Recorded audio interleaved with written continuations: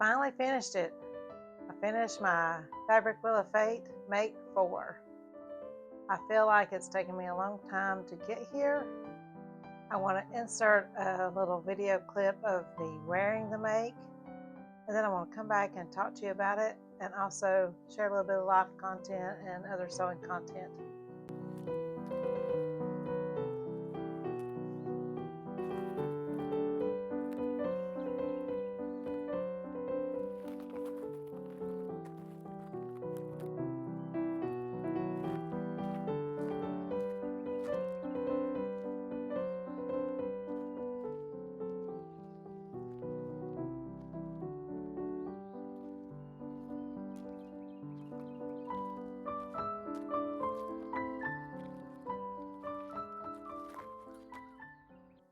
It took me a while to figure out what pattern I wanted to sew. I really love this art gallery fabric. I didn't have a lot of it, and so I wanted to make sure that I made something that I really would love. When the wheel first landed on this fabric, my first thought was that I would love to make a raglan sleeve boho style blouse. I looked at several of these patterns, and I own a couple, but I realized that my fabric was just not large enough to make either one of those raglan sleeve patterns that I really wanted to make. So I looked at some of the other blouse patterns that I had in my stash, and I decided to repeat one that I just recently made.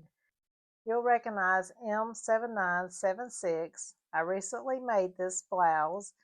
It appeared earlier in this fabricwheeloffate series, and I made some changes from the first one to the second one. So let me talk a little bit about the changes that I made. I decided that my first one, and I'll grab it so I can show you.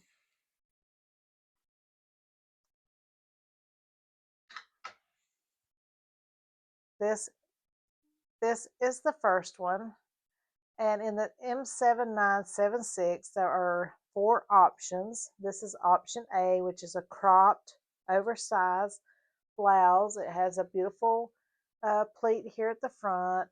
It has pleating on the back at the yoke line, and it has 3 buttons, and so it's a very and also has a pieced sleeve.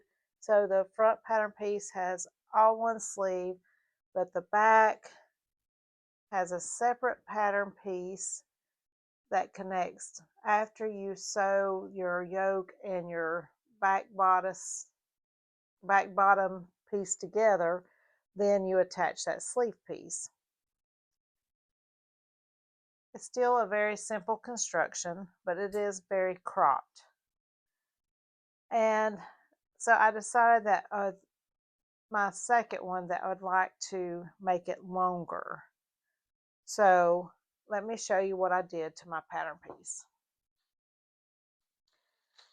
Again, I made a size large, and it is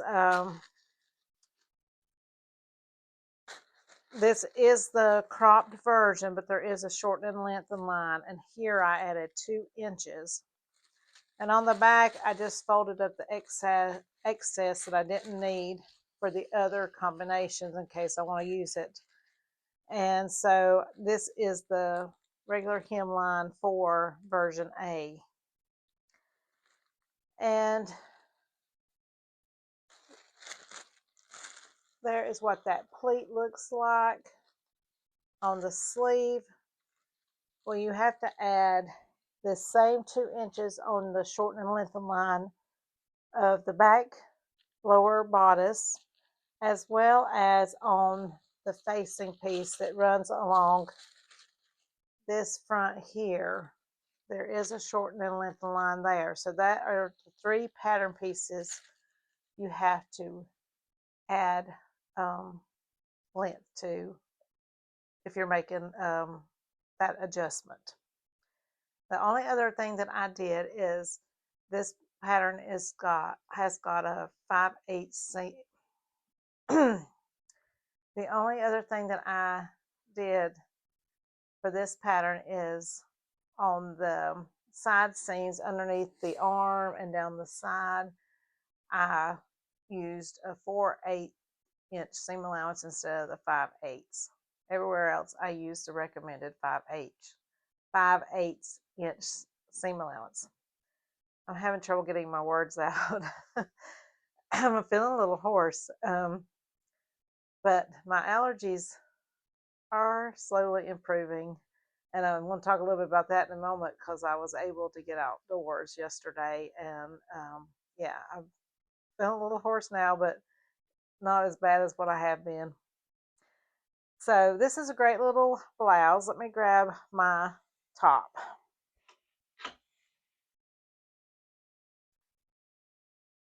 This art gallery fabric, I think, makes a beautiful blouse of this style.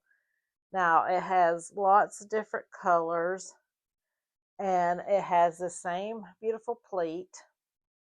I've added a label here, and I think this is a Little Rosy Cheeks label, and it is Look for Glimmers. And then here's that back yoke with the pleating detail, and this is made by creating 2 pleats. And then after you sew your yoke pieces together, you've got that sleeve there, and your sleeve just has a narrow hem on the bottom.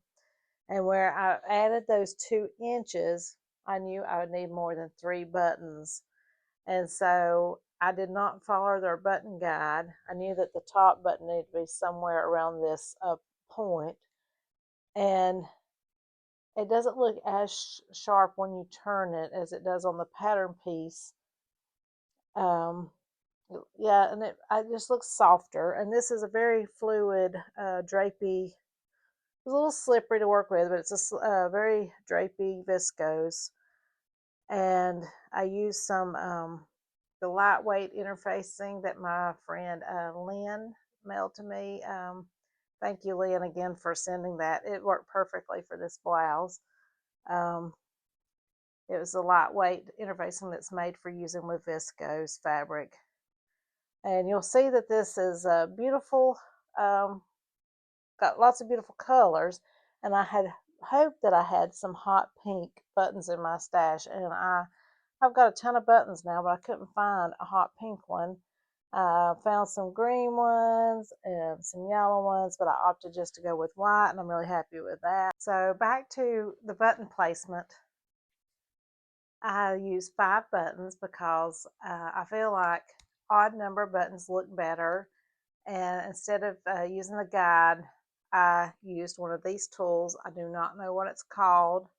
I received this one as a gift, and I'm not sure if my husband and son bought it from Amazon or another place, but I will link this below. This is one of the handiest tools for measuring for buttons, and it may be a button guide, I'm not sure, but anyway, I used this and it was great. And so I marked those and got them evenly spaced, and I'm very happy with this blouse. Now we are down to only 2 fabrics left on my fabric wheel. I'm going to go ahead and spin the wheel for my next fabric. I likely will not sew it up this month. It'll probably get sewn in May. I do have a few days off for relaxation, and Brian and I are going to hopefully get out and have some fun. So I know that I've got other things going on and will not have much time for sewing. And I've got other things that I'm wanting to sew. So this is my wheel, and you'll see that I have this fabric and this fabric still on my wheel. So all of these have been chosen. So we got this beautiful knit. I know it's getting warmer weather, but this is a very soft, thin rib knit.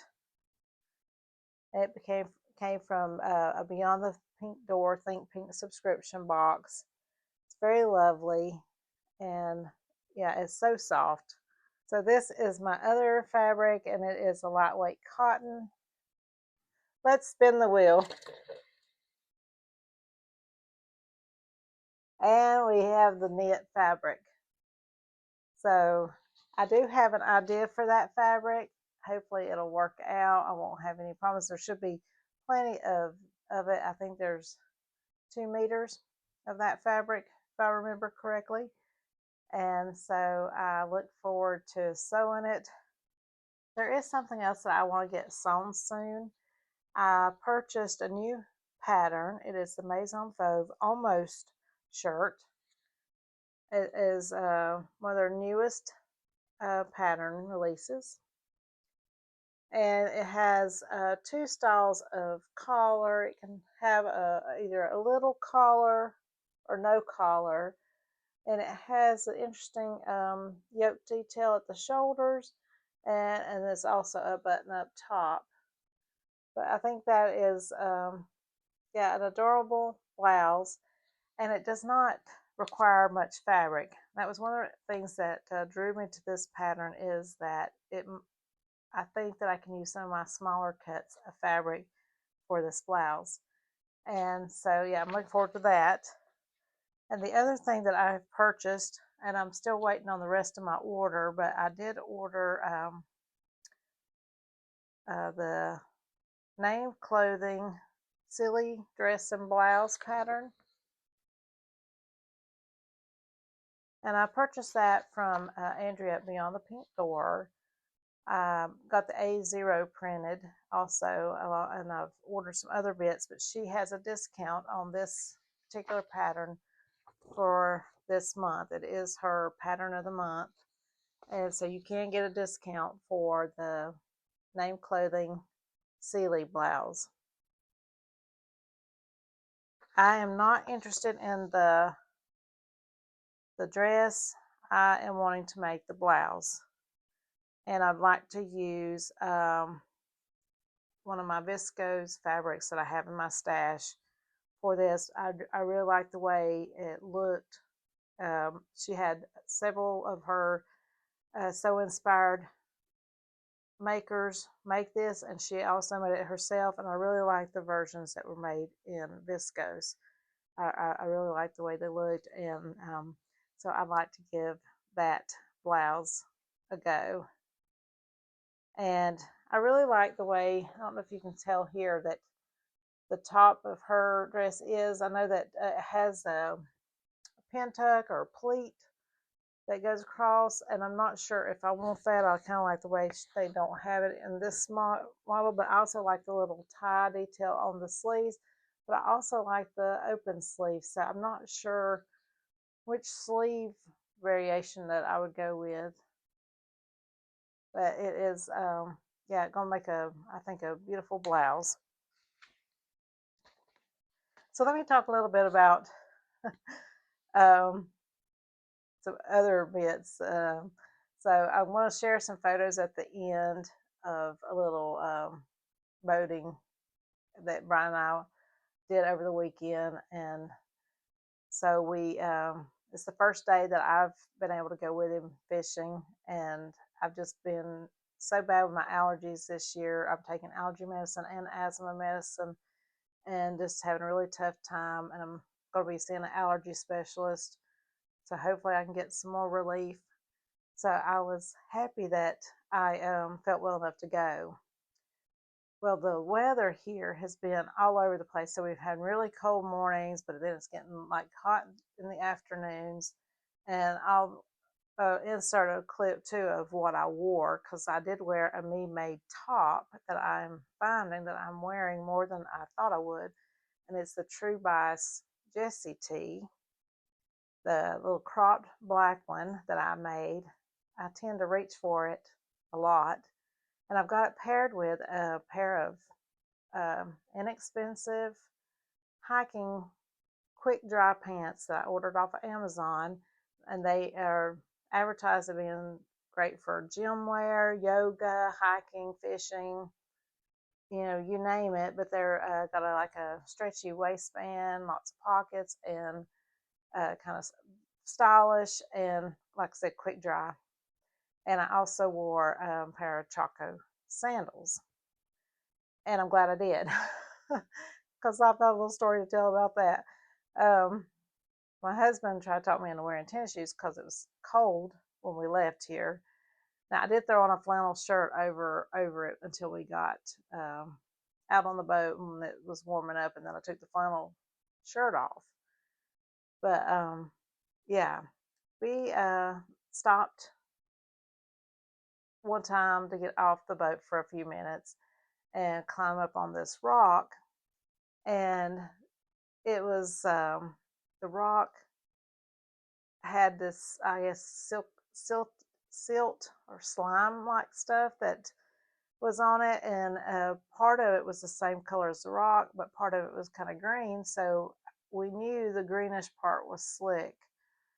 And so I climbed the rock fine, and we were up there for a bit, and then I was coming back down, and I stepped on a slick place that was the same color as the rock and slid off into the water. And thankfully, one of my feet wedged in the rock, and Brian grabbed my hand to keep me from totally getting submerged in my clothes. But yeah, my shoes were nasty when I got back on the boat. They was covered in that slimy silt mud. And so I was glad to have the quick dry pants on, and I was glad that I had my Choco sandals because I was able to just take those off and dip them in the water and wash them good, and then put them back on my feet. And then the sun was out and I was dry in just a few minutes, so that was nice. Yeah, so kudos to me for saying that I want to keep my sandals on and not wear tennis shoes. And so we did have a lovely time. I didn't catch anything that I could keep, but he caught quite a few fish, and so it was a good fish trip. I fished for a while and I read for a while, and just lounged in the sun. It felt great. So if you've stayed with me till this point, I appreciate you for watching, and I hope that you will come back and see the other things that I am getting up to in my sewing room, and that I'll be able to share some more adventures also here with you. And let me know what you're currently working on. Leave me a comment, let me know what you're working on, and let me know if you've made any of the patterns that I have mentioned. I would love to hear your thoughts if you have. And I hope to see you in my next video. I do have a Beyond the Pink Door Think Pink subscription box unboxing coming soon. That was a mouthful. And then I also will have my Fabric Wheel of Fate.